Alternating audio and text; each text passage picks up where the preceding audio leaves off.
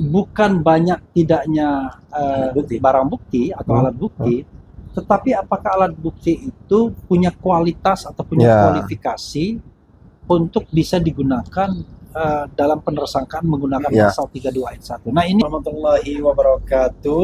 Waalaikumsalam warahmatullahi wabarakatuh. Semua sobat-sobat semua di beberapa channel yang biasa kita melakukan kolaborasi. Ini namanya konglomerasi. Kolaborasi itu dari hulu dan hilir. Kita jumpa lagi untuk membahas hal-hal yang perlu dibahas. Nah, yang perlu dibahas itu antara lain tentu pra-peradilan. Gosip-gosip nanti kalau kita lihat penting kita bahas. Gak usah lah, pra-per aja lah kita. Kalau kita tidak, kan di pra-per ada juga gak gosip-gosip. Oh banyak. Contohnya bisa bahwa pra-per itu untuk mekanisme RJ kan itu kan. Nah itu gosip itu, ngaco itu. Itu pun kita harus bahas juga, ya. Jadi kawan-kawan semua, kita sudah mengajukan pra-per yang ketiga.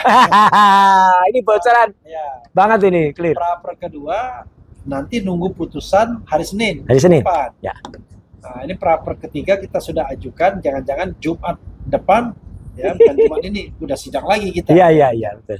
Tapi memang pra-per ketiga itu penting karena terkait dengan ganti rugi. Persis. Jadi kan sejak dinyatakan bahwa penggeledahan, penangkapan dan penahanan itu melanggar tidak sah, maka ada standing, ya. Ada legal standing untuk meminta ganti rugi. Nah, berapa ganti ruginya ya harus kita hitung secara detail dan dalam tempo yang sesingkat-singkatnya. Nah, tapi saya ingin merefresh ingatan kita mengenai pra-peradilan kita yang sudah kita jalani. Pertama adalah pra-peradilan mengenai sah tidaknya penggeledahan, penangkapan dan penahanan. Hasilnya adalah dinyatakan tidak sah. Betul. Permohonan kita dikabulkan. Kalau dikatakan sebagian ya tentu saja teknis kan. Karena yang diminta itu bukan 3 saja tapi berapa item. Jadi beberapa diantaranya tidak dikabulkan bukan karena tidak terbukti, tetapi lebih secara teknis hukum itu tidak mungkin dikabulkan. Kira-kira begitu. Harus ada forumnya tersendiri untuk memintanya, seperti rehabilitasi. Itu kan nggak bisa jadi satu di situ. Tidak bisa jadi satu. Yang kedua adalah kita khusus mempermasalahkan dijadikannya pasal 32 ayat 1 Undang-Undang Nomor 11 Tahun 2008 tentang informasi dan transaksi elektronik atau Undang-Undang ITE. Sekali lagi, Undang-Undang ITE bukan ITE.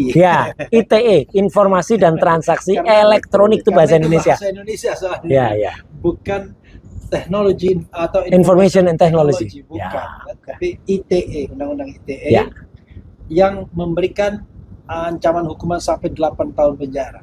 Nah, kita meminta termohon dapat menunjukkan kepada kita bahwa memang ada minimal 2 alat bukti yang memadai, yang berkualitas agar pasal ini dapat digunakan. Kita tidak menguji pokok perkara, pokok perkaranya atau menguji benar tidaknya tindakan itu, tetapi kita hanya mengatakan itu entry kepada kasus ini, maka Anda harus berbekal apakah itu alat bukti surat, alat bukti saksi, atau alat bukti ahli, keterangan ahli yang tentu saja keterangannya atau buktinya relevan dengan pasal 32 ayat 1. Sekali lagi, kita tidak bicara benar dan tidaknya, tapi relevan atau punya kualitas. Karena ahli bilang, nggak ada kata relevan dan lain sebagainya. Berkualitas. Enggak, pokoknya 2 alat bukti. Kalau cuma 2 alat bukti doang, gampang, apa bisa dipakai? 32 tahun, nggak begitu cara menggunakan. Nah, untuk kesempatan pertama, Mas Roy, karena ini agak serius saya ingin memberikan pertanyaan yang berkualitas juga. Baik. Begini, kepada Pak Ugro mantan penyidik. Begini, Pak Ugro. Tadi dalam sidang pra-peradilan seolah-olah ahli itu mengatakan bahwa minimal 2 alat bukti yang kalau 2 alat bukti terpenuhi ya go ahead. Soal kualitas, soal relevansi nanti di pokok perkara. Saya malah berpikir begini, kalau begitu enak sekali ya. menersangkakan orang dengan bukti apapun, ya kan? Nggak peduli kualitasnya benar atau tidak. Padahal dalam penersangkaan menggunakan pasal 32 ayat 1 Undang-Undang ITE, di mana undang-undang itu mengatakan ada barang setiap orang yang siapapun yang kemudian melakukan perusakan dokumen, menambah, mengurangi, mentransmisikan, itu diancam hukuman 8 tahun penjara. Kalau begitu mudah sekali. Yang penting katanya sudah, nanti soal terbukti atau tidak kan di pengadilan. Masih ada asas praduga tak bersalah. Dia pikir menjadi terlapor, tersangka itu enak, apalagi tersangka dengan ancaman untuk ditahan. Entah itu berapa bulan, kan ada hitungan berapa hari di penyidik, berapa hari di kejaksaan, berapa hari di pengadilan untuk kemudian bisa seseorang ditahan sebelum kasus itu selesai. Silakan Pak Ugrom, sebagai mantan penyidik, apa pertanggungjawaban Pak Ugrom? Iya, jadi saya melihat ahli yang dari dosen perguruan tinggi mana, dari luar Jakarta lah ya. Riau ya. Jadi saya sebagai mantan penyidik ya. Jadi tidak pernah berpikir minimal 2 alat bukti. Kita maksimalkan aja alat bukti. Kenapa harus pakai minimal? Minimal itu kalau memang benar-benar sulit, itu bisa capai minimal 2 alat bukti. Tapi kalau misalnya bisa lebih dari 2 alat bukti kan ya, bagus. Kecuali di KUHP Undang-Undang 881 ditulis maksimal seperti itu ya. Jadi terus dikatakan bahwa tidak perlu urut. Ada pasal 184 itu ada keterangan saksi, keterangan ahli, surat, petunjuk, keterangan terdakwa. Keterangan terdakwa itu kan terdakwa berhak diam. Berarti harusnya ada 4. Nah, 4 yang nomor 4 itu petunjuk. Petunjuk ini berarti berkaitan dengan surat, berkaitan keterangan saksi. Kan? Keterangan ahli nggak mungkin ada petunjuk, itu susah. Baru di pengadilan juga dapat. Makanya jadi jangan sampai ahli ini melakukan penyesatan pengetahuan seperti itu, sehingga nanti akan dipedomani oleh para penyidik atau penuntut umum nanti di seluruh Indonesia. Jadi sekali lagi mudah-mudahan arti dari mengenai minimal 2 alat bukti itu jangan diartikan sekali lagi cukup 2 alat bukti. Seperti itu. Jadi minimal itu berarti kalau bisa ya diusahakan lebih dari seperti itu.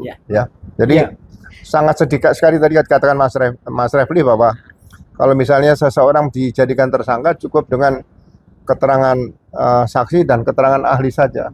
Berapa orang akan masuk penjara seperti itu lagi? Itu saja.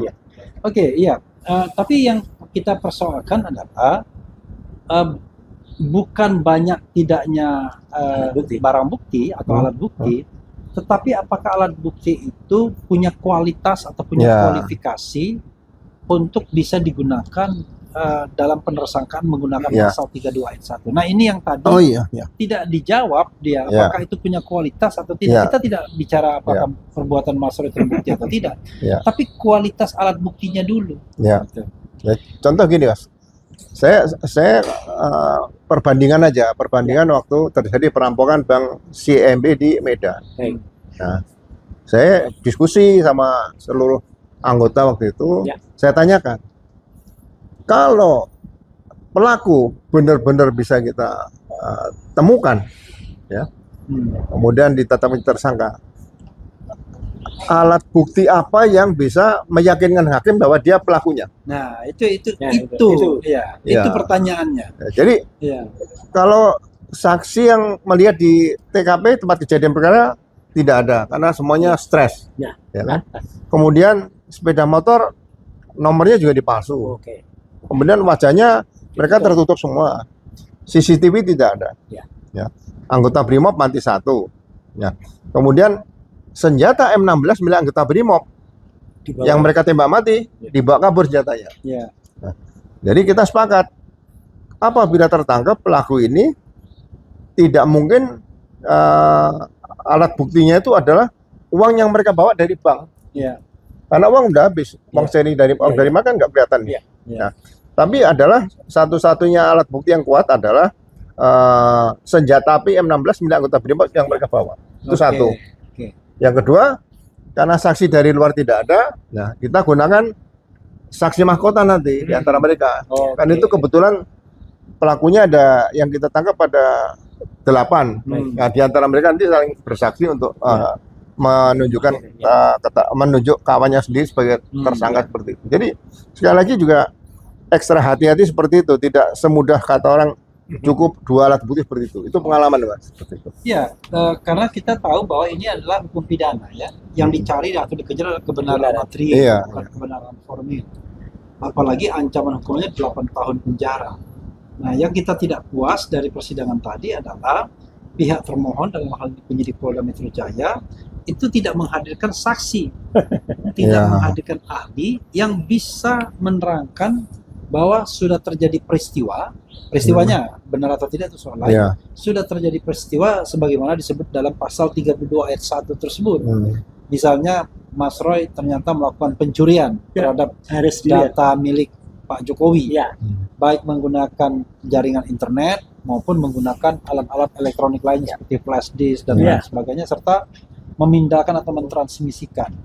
Nah, itu tidak ditampilkan, padahal kita pada hari sebelumnya itu menyampaikan 4 orang saksi yang mengatakan mereka nggak pernah ditanya soal kejadian yang terkait pasal 32 ayat 1 itu. Rata-rata yang mereka tanyakan soal ijazah Jokowi dan soal pencemaran nama baik dan fitnah, itu saja.